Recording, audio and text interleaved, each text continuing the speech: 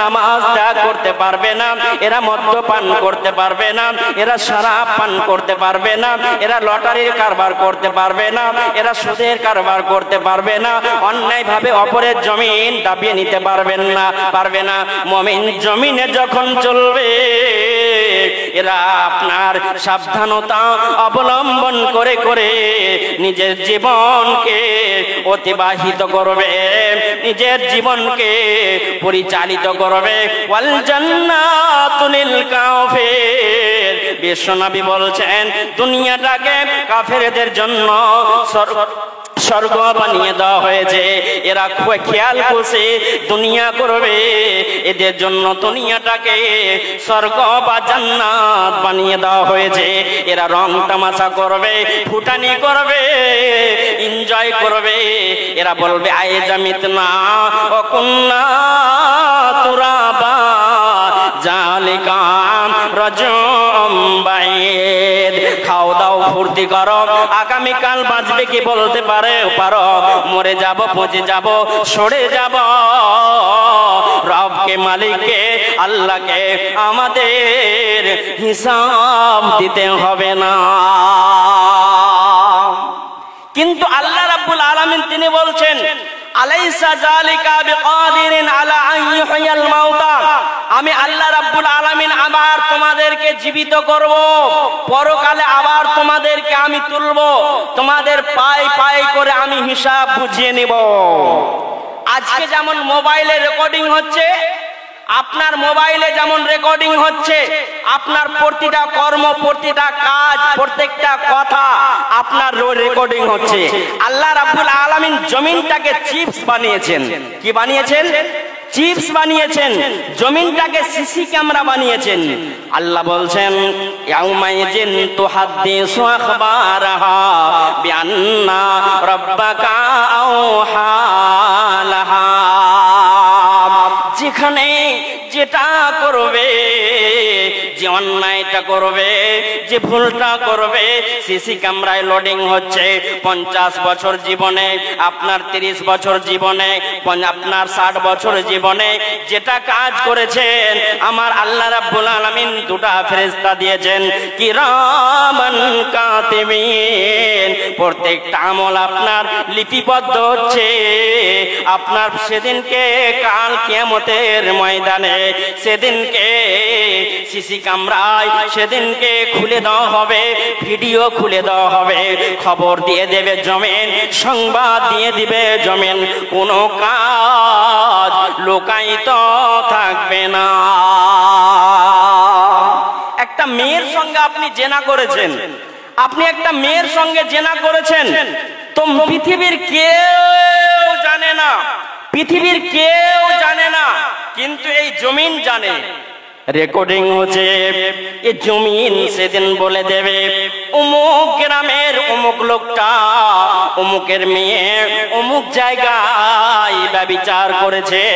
সেদিন প্রকাশ হয়ে যাবে, পৃথিবীর মানুষকে গোপন করা যাবে, পৃথিবীর মানুষ থেকে বাঁচা যাবে বন্ধুরে। কিন্তু আল্লাহর হাত থেকে, এ জমিন থেকে বাঁচা সম্ভব নয়। অতএব দুনিয়া করবে বড় সাবধানতা অবলম্বন করে করে জীবন যাপন করবে।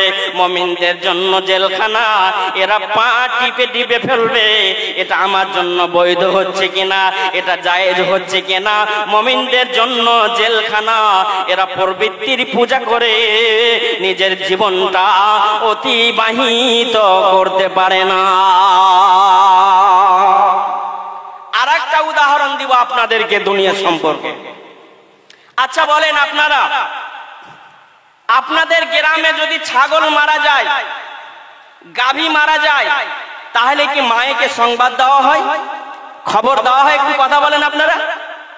দেওয়া হয় না, খবর দেওয়া হয় না।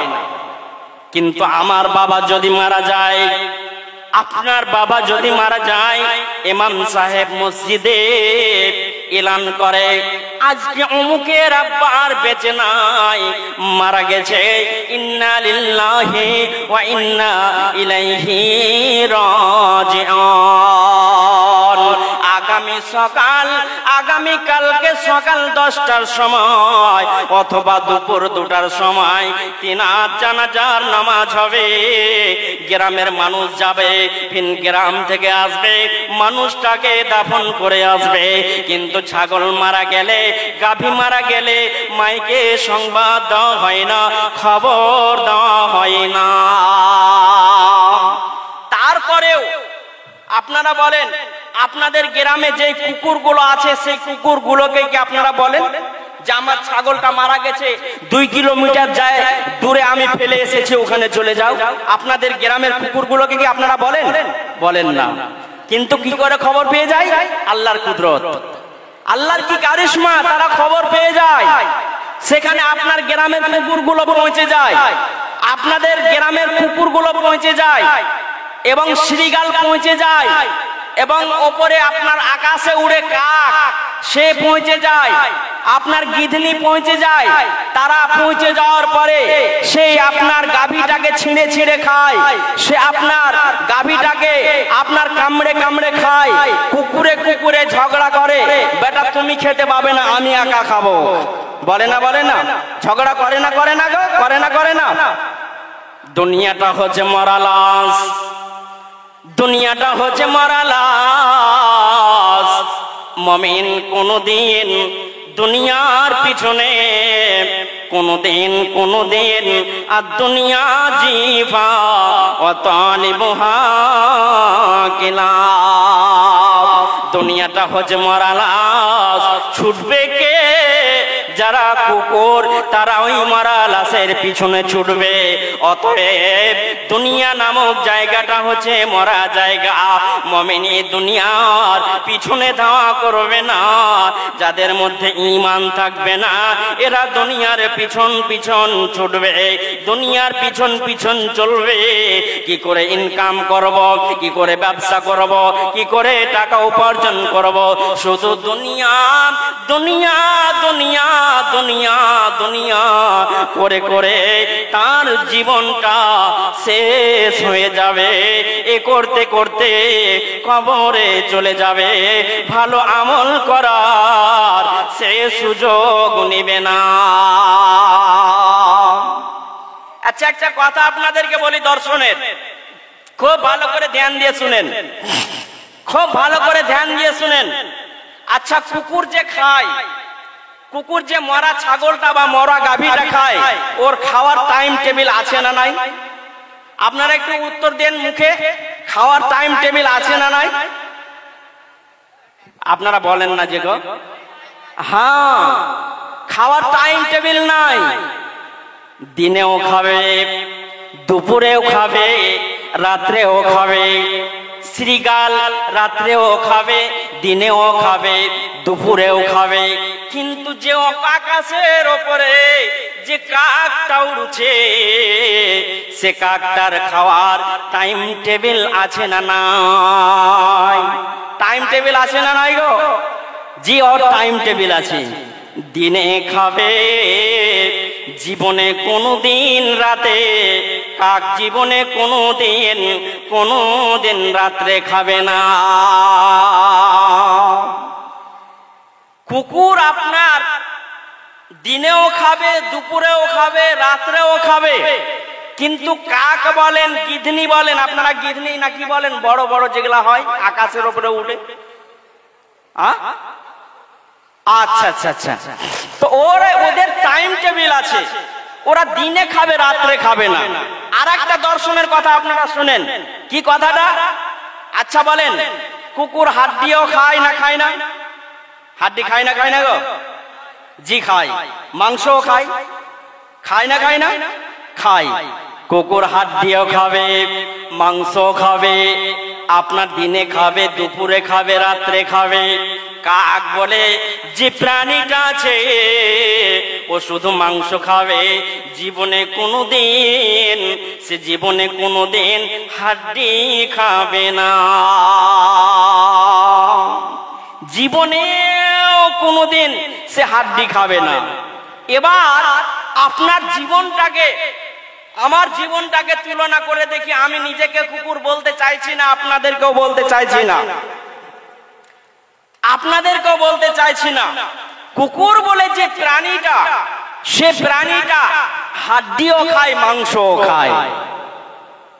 মানুষ নামে অনেকগুলো জীব আছে যে মানুষগুলো হারাম খায়, সুদের কারবার করে। আমার আল্লাহ বলছেন আহাল্লাল্লাহুল বাইআ ওয়া হারামার রিবা। অপর জায়গায় আমার রব বলেন লা তাকুলুর রিবা। খবরদার, খবরদার, জীবনে কোনোদিন সুদের টাকা খাবি না, সুদের কারবার করবে না। সুদের কারবার করতে গেলে, নিজের মায়ের সঙ্গে ব্যভিচার করতে গেলে যে পাপটা হয়, সুদের টাকা খেতে গেলে, শতবার ব্যভিচার করতে গেলে যে পাপ হয়, সুদের টাকা খেতে গেলে ততটাই পাপ হয়। আজকে মুসলমান কুকুরের মতো এরা হারামও খেয়েছে, আপনার হালালও খেয়েছে। কুকুর যেমন হাড্ডি খেলো, আপনার মাংস খেলো। এদের টাইম টেবিল নাই, রাত দিন 24 ঘন্টা এরা দুনিয়াকে সমান করে নিয়ে উপার্জন করার জন্য পিছনে এরা ছুটে চলেছে। এরা দুনিয়ার পিছনে চলছে, দুনিয়া দুনিয়া করে এরা নিজের জীবনটাকে সর্বনাশ করে দিল। কিন্তু মুমিন শুধু হালাল খাবে, জীবনে কোনোদিন হারাম খাবে না। জীবনে কোনোদিন হারাম খাবে না। এই দুনিয়াটাকে সে প্রাধান্যই দিবে না, দুনিয়াটাকে সে তুচ্ছ মনে করবে, দুনিয়াটাকে নিকৃষ্ট মনে করবে। এটা যে আসল জায়গা নয়। আমাকে আল্লাহ রাব্বুল আলামিন, আপনাকে আল্লাহ রাব্বুল আলামিন দুনিয়াতে ভিসা দিয়েছেন কতদিনের জন্য? কাউকে 30 বছর আপনি বাংলাদেশে ভিসা নেবেন 2 মাসের জন্য, বাংলাদেশে আপনি 2 মাস থাকতে পাবেন। আমেরিকায় 6 মাসের ভিসা নেবেন, 6 মাস থাকতে পাবেন।